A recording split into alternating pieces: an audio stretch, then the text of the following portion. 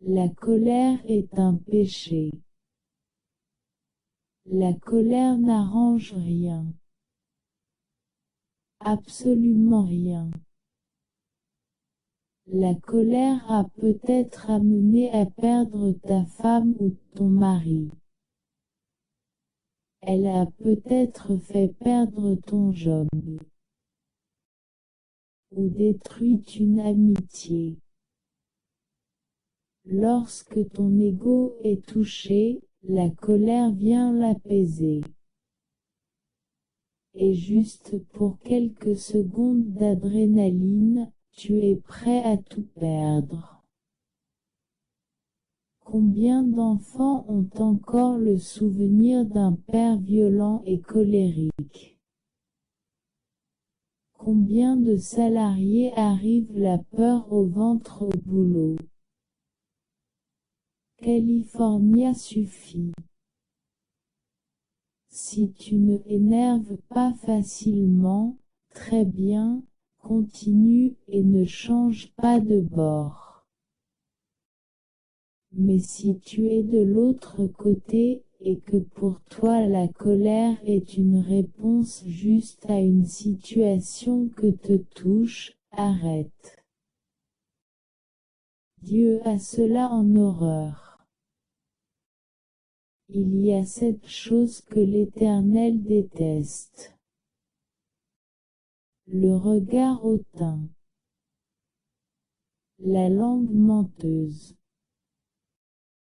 Des mains qui répandent le sang innocent.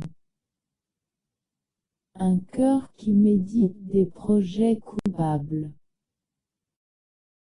Des pieds empressés à courir au mal. Le faux témoin qui dit des mensonges. Celui qui excite des querelles entre frères. Proverbe 6v16. Eh bien sache que la colère est à l'origine de chacune de ces choses. Le simple fait de énerver peut te faire tomber dans les 7 comportements que Dieu déteste par-dessus tout. Alors arrête ça. Lorsque ton sang commence à monter à ta tête, retire-toi de la situation et prie, ça marche vraiment. Lorsque ta femme est pénible avec toi.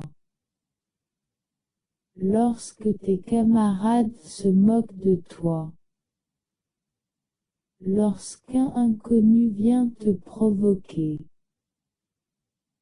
Lorsque ton patron te parle mal.